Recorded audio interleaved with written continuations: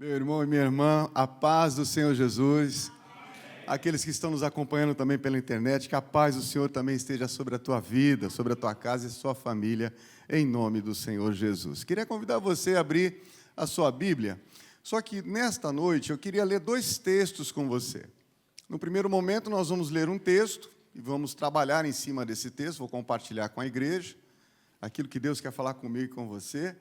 E dentro da mensagem, dentro da ministração, nós vamos para um segundo texto. Então, eu já vou avisar para você, já vou compartilhar com você os dois textos. Um é Êxodo, é o primeiro texto que nós vamos ler, capítulo 3. Nós vamos ler do versículo 1 ao 4. E se você buscar também no primeiro livro da Bíblia, Gênesis, capítulo 12, versículos de 1 a 4. É um livro antes de Êxodo, então fica facinho da gente localizar e deixar mais ou menos marcado para a gente poder ler durante a ministração da palavra nessa noite. Êxodo, capítulo 3, eu quero ler com você do versículo 1 ao 4. E, num segundo momento, nós vamos ler o livro de Gênesis, primeiro livro da Bíblia, que vai estar no capítulo 12, versículos de 1 a 4.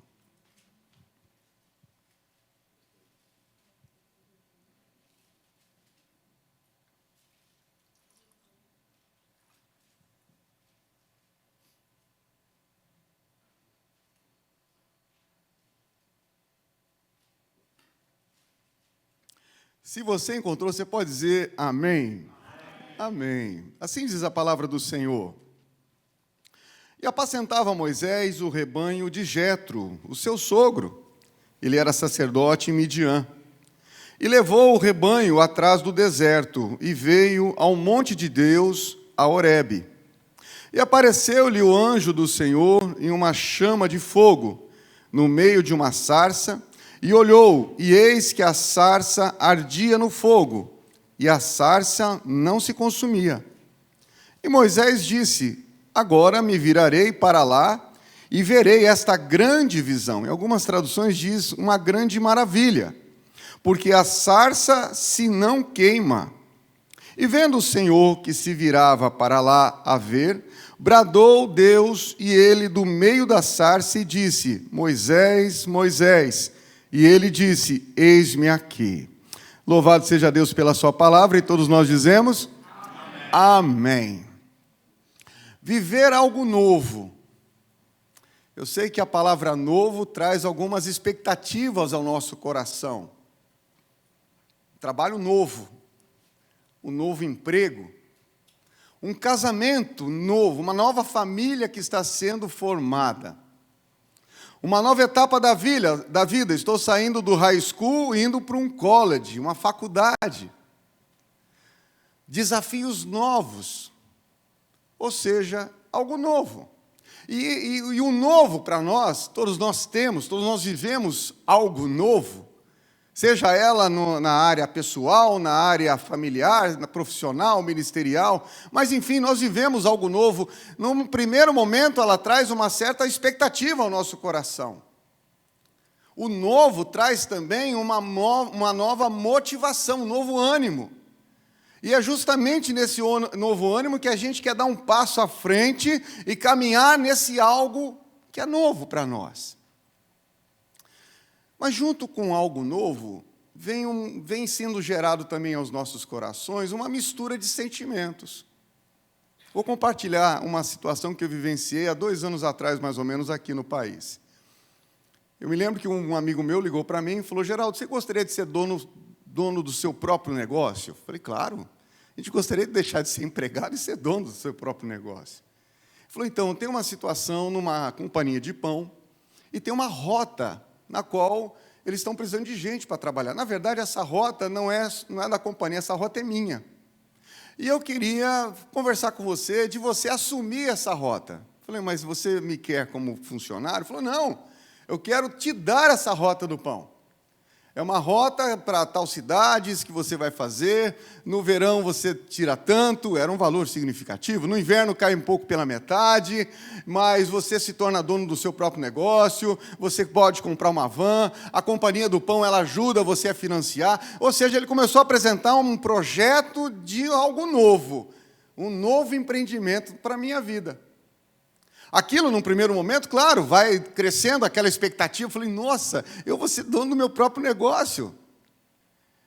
Mas foi gerado dentro do meu coração alguns sentimentos que atrapalharam essa situação. E uma delas foi o medo. O novo também traz alguns sentimentos que vão criar resistência na minha vida e também na sua vida. Eu não sei como é que você reage diante dos desafios do novo, em qualquer área da sua vida. Eu não sei quais são os sentimentos que são gerados dentro do seu coração, mas uma coisa eu sei, que através da palavra de Deus, ela vai nos dar conselhos nessa noite de como que nós podemos enfrentar o novo. E a primeira lição que nós encontramos é esse texto que acabamos de ler.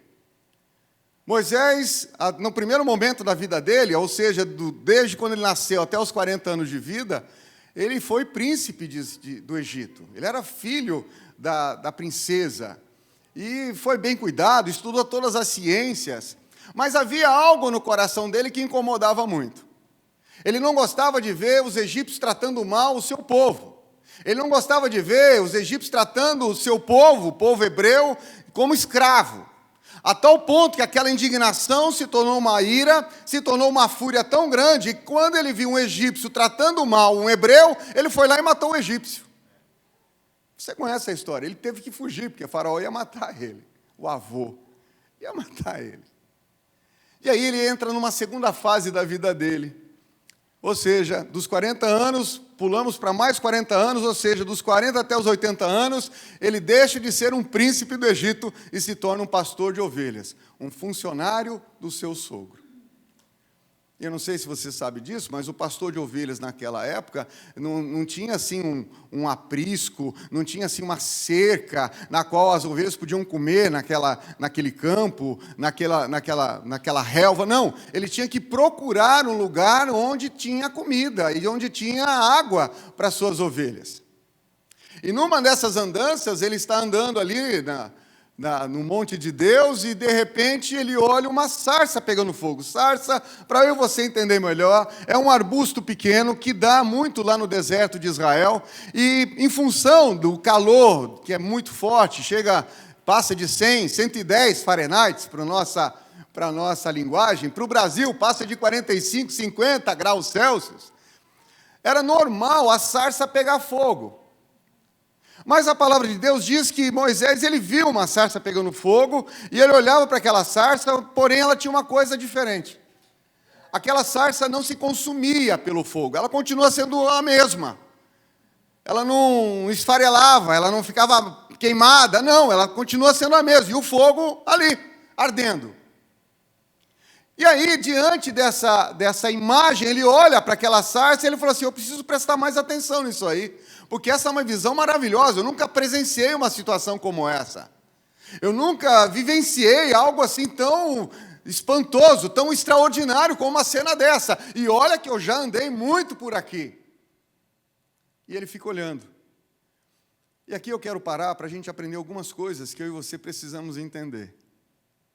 A primeira coisa é que Deus, normalmente, Ele sempre está chamando a nossa atenção por alguma coisa, usando alguma coisa diante das nossas vidas. Deus sempre está usando pessoas, situações, Deus sempre está usando até a própria natureza para falar comigo e com você.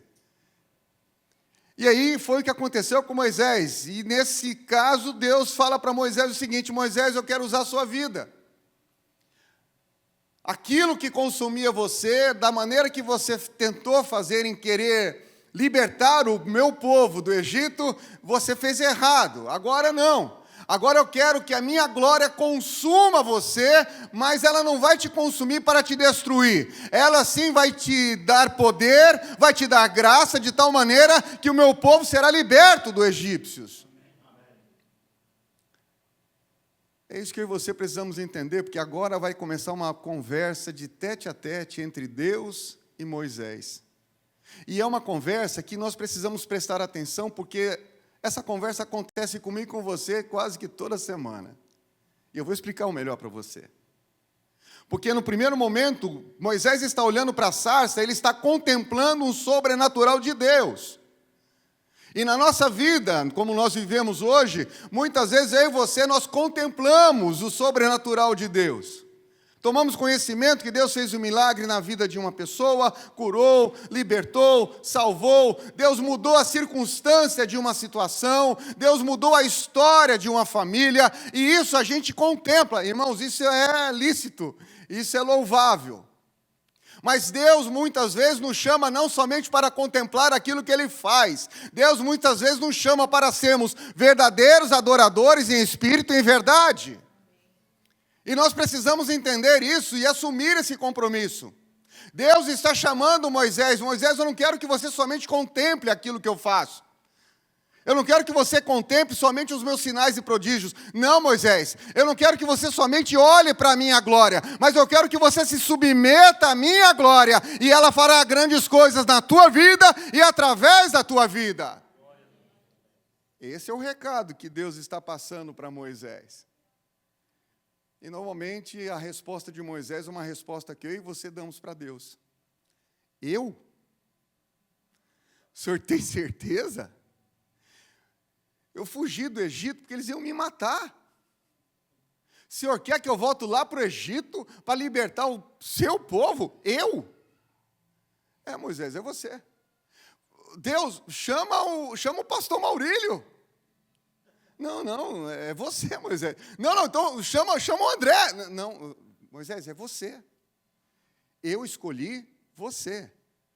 Como para muitas outras situações da nossa vida, na qual estão ligados os propósitos que Deus tem para você e para mim, Deus escolheu você. E eu vou te falar uma coisa, se você não fizer aquilo que Ele está mandando você fazer, e eu também, nós vamos ter um tete-a-tete com Deus, um tete-a-tete com Jesus. E Moisés começou a fugir, começou a dar desculpa, mas quem que eu vou falar, quem é o Senhor? Mas como que vai ser? Eu não consigo falar, eu não sei falar na frente do faraó, como que vai ser? E aí no versículo 12 do capítulo 3 de Êxodo, Deus dá uma resposta para ele, para parar com aquela conversa. E ele diz o seguinte: Moisés, certamente eu estarei com você. Muitas vezes eu e você, diante do novo, a gente cria expectativas, a gente tem um bom ânimo diante de algo novo que vai acontecer, que está para acontecer, mas tem sentimentos na gente que começam a trazer dúvidas, começam a trazer incertezas. Será que eu vou?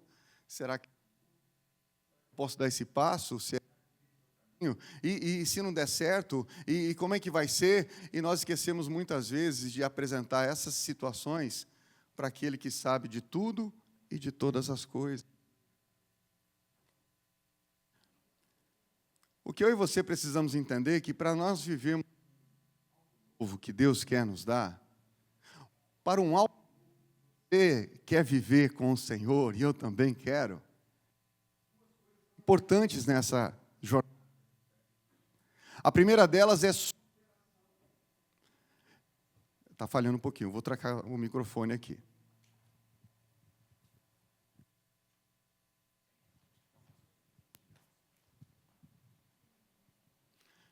Para a gente poder... Opa, esse aqui. Para a gente poder viver o algo novo, o desafio do novo para as nossas vidas, seja meu irmão e minha irmã, qualquer área que eu e você temos que enfrentar, duas coisas estão ligadas, que, por sinal, aconteceu isso na vida de Moisés. São duas palavras que são palavras de ação para nós. A primeira dela, eu chamo ela de superar, superação. E a superação é justamente a gente saber, a gente ter a consciência que Deus pode fazer muito mais aquilo do que eu posso fazer. Isso é superação. Eu não tenho força, eu não tenho capacidade, eu não sei como fazer, mas uma coisa sei: o Deus que eu sirvo, o Deus que eu adoro, o Deus que me chama, Ele sim pode todas as coisas. Eu me lembro agora do período de férias que a gente foi viajar, foi descansar um pouco. No primeiro momento a gente foi para um campo missionário, aí numa segunda semana nós fomos fazer um passeio em Fortaleza, no Ceará. E aí, de manhãzinha, nós acordamos e com esse esse corpo fitness que eu estou agora, a gente foi fazer uma caminhada na praia, na orla da praia. Praia bonita, ali, Avenida Beira-Mar. E estamos ali, e eles fizeram um puxado, eu não sei, tipo um trapiche, mas o trapiche acho que é de madeira, mas eles fizeram de pedra, de concreto, que vai para dentro assim do mar, uns 300, 400 metros. É uma passarela que você vai para dentro do mar, coisa linda. E fomos lá tirar algumas fotos, aquela coisa toda.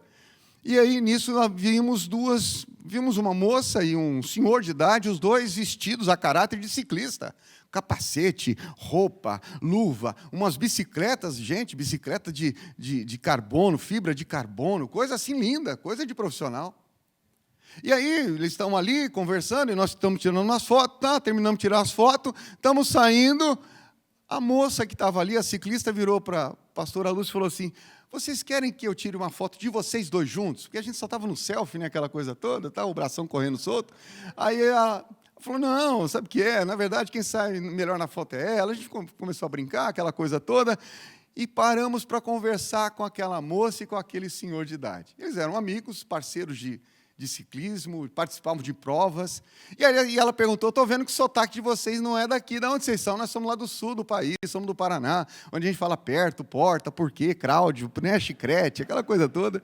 E ela falou: eu já estive lá no Paraná, eu já estive em Santa Catarina. Ela contando, por sinal, uma moça trabalhava num banco, ela era bancária, e ela começou a contar um pouco da vida dela. E nisso eu percebi que ela se abriu, começou a se abrir, a pastora Lúcia, eu dei uma saída e fiquei conversando com aquele senhor de idade. E eu falei: quantos anos o senhor tem? Ele falou: se eu falar a minha idade, você não vai acreditar. Irmão, 75 anos de idade, o homem participa de prova ciclística. Ele anda 150, 200 quilômetros, tranquilamente. Igualzinho a mim. No final da história da conversa, aquela moça começou a chorar para a pastora Lúcia. Ela era uma moça que tinha saído da igreja, tinha ministério infantil, e ela estava distante dos caminhos do Senhor. E aí falamos: será que a gente pode fazer uma oração por você? O que eu e a pastora Lúcia vamos fazer lá? Nós vamos orar? O que nós vamos fazer lá? Passear. Nós vamos tirar foto. Porém, o Deus Todo-Poderoso, que está aqui, está no mundo inteiro. Ele tem uma missão para mim e para você. Ele tem um propósito para a gente. E aí o interessante, porque a gente começou a fazer uma oração, a pastora Lúcia abraçou ela, o velhinho veio junto. Nisso, no início da oração, chegou um rapaz. Olha só, um rapaz com um chapéu de cowboy. Chegou e falou assim: vocês estão rezando? Eu falei: não vou nem abrir o olho, vou continuar com os olhos fechados aqui. Continuei a oração. Nossa, aí eu olhei, fiz assim, eu vi ele, já peguei na mão dele: chega aqui, chega aqui. E ele ficou pertinho de mim, e a gente começou, terminamos a oração, ele falou: nossa, que reza bonita que você fez, rapaz. Aí tiramos uma foto, mas não parou por aí. A pastora Lúcia pegou o contato dela e passou para um casal de missionários que nós conhecemos lá em Fortaleza, para cuidar daquela moça. É só ele.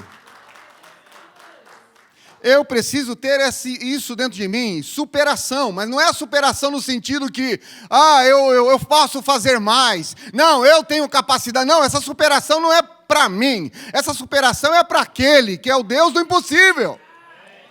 Essa é a superação. Eu tenho a consciência, eu entendo isso, que o meu Deus, ele pode fazer muito mais do que eu. Então eu faço o quê? Eu me coloco na disposição dele.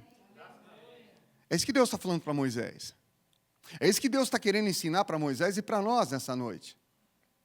Mas esse novo desafio não fica somente em superar, também fica em crescimento, em crescer. E crescimento na vida com Deus é andar nos caminhos que a gente não andou. Grava isso, que vai fazer diferença na sua vida, o que eu vou te falar. Crescer com Deus é andar em caminhos que a gente ainda não andou, mas a gente anda com Ele. Presta atenção no que eu vou te falar. Ontem eu estava conversando com um colega sobre isso, ele disse assim: Geraldo, é engraçado. A gente saía daqui, há uns 15 anos atrás, para ir para Nova York, a gente pegava um mapa que a gente tinha no carro, para pegar a rua, para chegar lá, atravessar a ponte, atravessar o túnel, e a gente lá dirigindo e a gente olhando no mapa, como é que faz para chegar? Hoje, para eu ir no mercado, eu coloco no GPS. Você percebe isso? Como a gente está dependente do tal do GPS, dependente do tal do mapa. Sabe o que eu acho interessante? Que para a gente crescer com Jesus, crescer em Jesus, a gente tem que andar ligado com Ele. Agora, o mais interessante de tudo, Ele não dá um mapa para nós. Você sabe por quê? Porque Ele está dizendo para mim e para você nessa noite, eu sou o caminho, eu sou a verdade, eu sou a vida. Nós não precisamos de mapa. Ele já é o caminho para nós. É isso que Deus está querendo ensinar para Moisés. Moisés, eu estou contigo. Eu vou fazer. Moisés, eu estou contigo. Sou eu o seu caminho. Para viver algo novo, para viver o novo em qualquer área da sua vida, eu preciso ter isso no meu coração, superação. Para quê? Sabendo que o meu Deus pode todas as coisas. Crescimento, eu vou querer caminhar com meu Deus em caminhos que ainda eu não andei. Viver o algo novo é isso. E aí eu quero entrar no segundo momento em Gênesis capítulo 12 com você. Nós vamos ter mais algumas lições aqui. Gênesis capítulo 12, versículos de 1 a 4.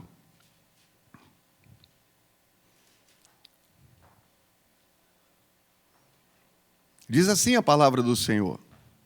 Ora, o Senhor disse a Abrão, sai-te da tua terra, e da tua parentela, e da casa de teu pai, para a terra que eu te mostrarei, e far-te-ei uma grande nação, e abençoar-te-ei, e engrandecerei o teu nome, e tu serás uma bênção. Verso 3, e abençoarei os que te abençoarem, e amaldiçoarei os que te amaldiçoarem, e em ti serão benditas todas as famílias da terra. Verso 4, assim partiu Abrão, como o Senhor lhe tinha dito, e foi Ló com ele, e era Abrão, da idade de 75 anos, quando saiu de Harã. Amém? Olha, a primeira coisa que me chama a atenção, Moisés tinha 80 anos quando Deus chamou ele. Abrão tinha 75. Pastor Simões, estamos juntos. Não vem com essa conversa aí, está na hora. Olha aqui o auge dos meninos.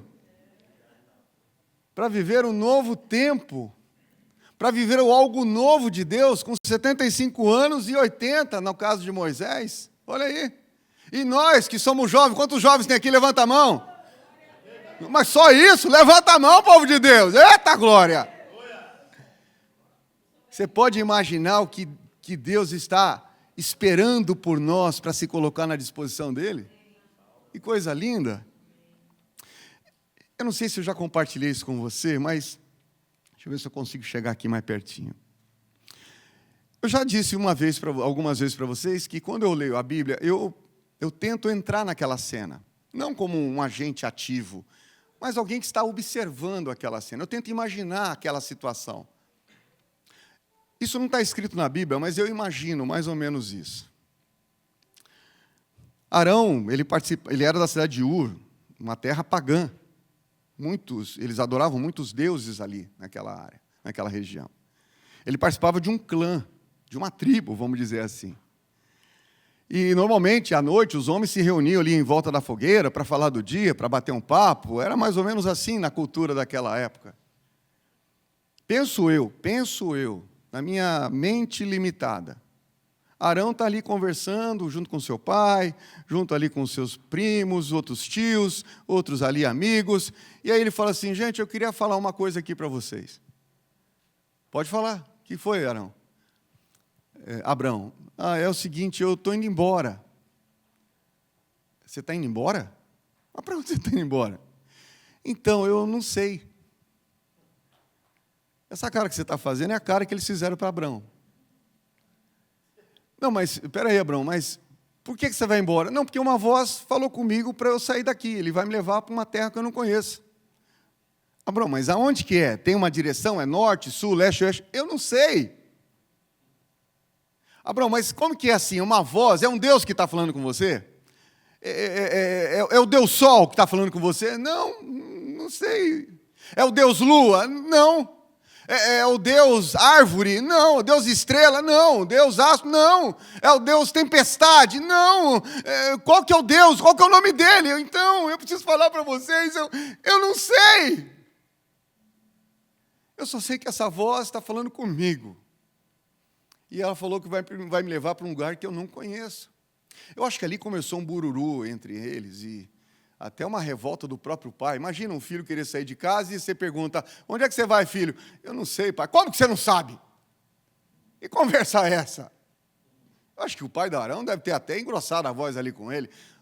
Quem sabe um primo, imagina comigo, tá, irmão? Não está na Bíblia isso não, mas imagina comigo, um dos primos mais chegados de Abrão, também ali na faixa etária dele, 70 e poucos anos de idade, falou, Abrão, vem cá, vamos conversar só nós dois aqui fora. Abrão, o que está acontecendo com você? Você está tomando alguma coisa aí? Não. Você está cheirando cola? Não. Abrão, conta aqui para mim, só para mim, nós somos amigos. Nós somos primo. Nós jogamos bolinha de gude quando era pequeno, a gente soltou pipa junto, a gente ia para a escola. A gente, na época de namoro, eu me lembro quando você começou a namorar a Saraí, eu com a minha esposa. Eu estou imaginando, tá, irmãos? Ele tendo essa conversa com Abrão. Abrão, conta para mim, que história é essa? Eu falei, então, rapaz, é uma voz que fala comigo. Mas, Abrão, escuta o que eu vou te falar. Se você sair daqui, do nosso clã, porque aqui a gente, um protege o outro. Se você andar mais ou menos umas 30 milhas para frente, os ladrões vão saquear vocês, vão pegar vocês, vão matar vocês, e vão pegar até Saraí, porque a Saraí é uma mulher muito bonita.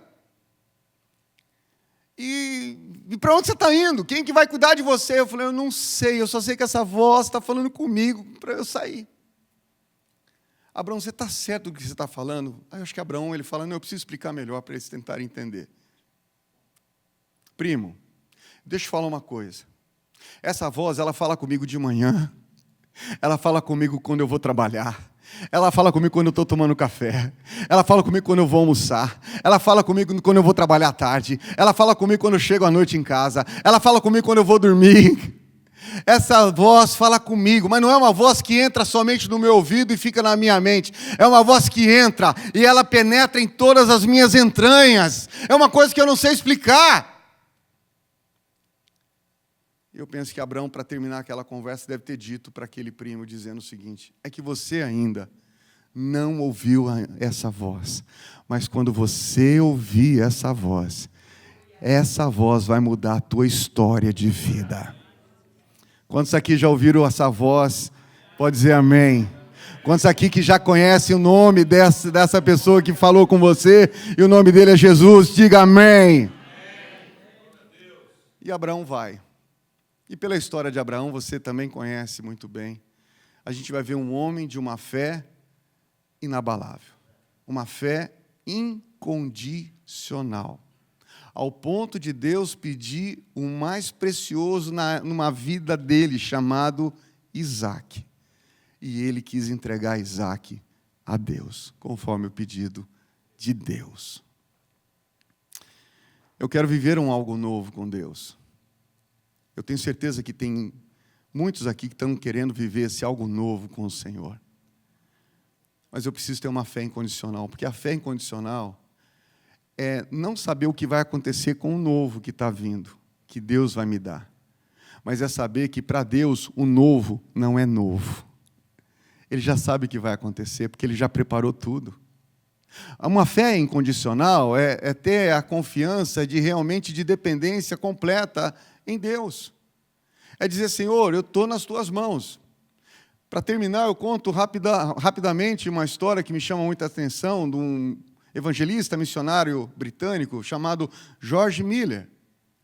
Esse homem, no século XIX, ele estava passando em frente a um hospício, e na cidade onde ele morava, o hospício onde tinha os loucos, aquelas pessoas anormais, aquela coisa toda, as crianças que eram órfãos eram jogadas para dentro dos hospícios também.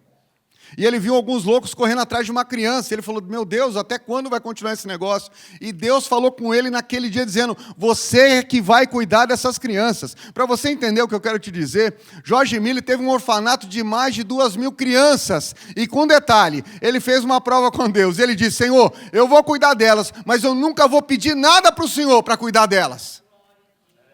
E vou te dizer uma coisa, nunca faltou nada para aquelas 2.000 crianças. Mas não é sobre essa história dele que eu queria falar, mas de algo específico. Ele pega um navio, sai lá da Inglaterra, está vindo para aqui, para os Estados Unidos. E ele vem para uma conferência em Nova York. O navio está vindo, e ele está olhando o relógio, está passando os dias, e nós não vamos conseguir chegar a tempo. Ainda mais pelo fato que estava tendo um nevoeiro, uma neblina muito densa no mar. O capitão do navio teve que reduzir a velocidade do navio. E aí ele olhava para o relógio e falou, não vamos chegar a tempo, eu tenho um compromisso lá. Ele foi conversar com o capitão do navio era crente, conhecia o pastor George Miller. E ele foi falar, capitão, é o seguinte, o senhor tem que aumentar a velocidade do navio, eu tenho um compromisso, daqui a tal dia eu tenho que estar lá, eu vou dar uma palestra, vou pregar lá na igreja tal. Não, pastor, eu entendo o seu lado, mas não tem como, essa neblina está atrapalhando. Mas o que tem que fazer para aumentar a velocidade? Tem que tirar a neblina. Então tá bom, então eu vou orar. Eu vou falar com Deus. Aí o capitão falou para ele assim, então eu vou orar junto. Não, você não. Porque você não tem fé. Porque se você tivesse fé, já teria orado a Deus. Eu vou orar sozinho. Gente, olha que homem doido. Imagina aqui na igreja. Vamos orar, irmãos. Aí o pastor se mostrou, não, você não vai orar não. Mas por quê? Deus está mostrando para mim que você não tem fé. Pode sair. Aí você, não, você... Ô, louco, não vai acontecer isso não. Todo mundo aqui tem fé, amém? Amém, amém. Jorge Miller foi orar. E a neblina desapareceu. Uma fé que depende totalmente do Senhor. Eu quero um algo novo na minha vida. Eu creio que tem gente aqui dentro também que quer um algo novo. Pastor, mas dá para viver algo novo com problemas? É aí que é o mais gostoso. É porque é nas crises que Deus faz milagres extraordinários. A palavra de Deus ela tem umas palavras que me chamam a atenção. Milagre, para mim, já é extraordinário. Mas a palavra diz no livro de Atos que Paulo fazia milagres extraordinários. Eu quero viver milagres extraordinários, como Paulo vivenciou. Mas para isso, eu preciso ter esse entendimento sobre superação no meu coração. Porque o milagre não depende de mim. O milagre depende totalmente dele. Eu tenho que ter essa consciência dentro de mim e esse desejo de querer andar em novos caminhos com o meu Senhor Jesus, porque Ele não deu o mapa para ninguém aqui. E nunca vai dar, porque Ele é realmente o nosso caminho que nós temos que andar. É nele, é com Ele, é para Ele. Mas eu também preciso ter uma fé dependente no Senhor.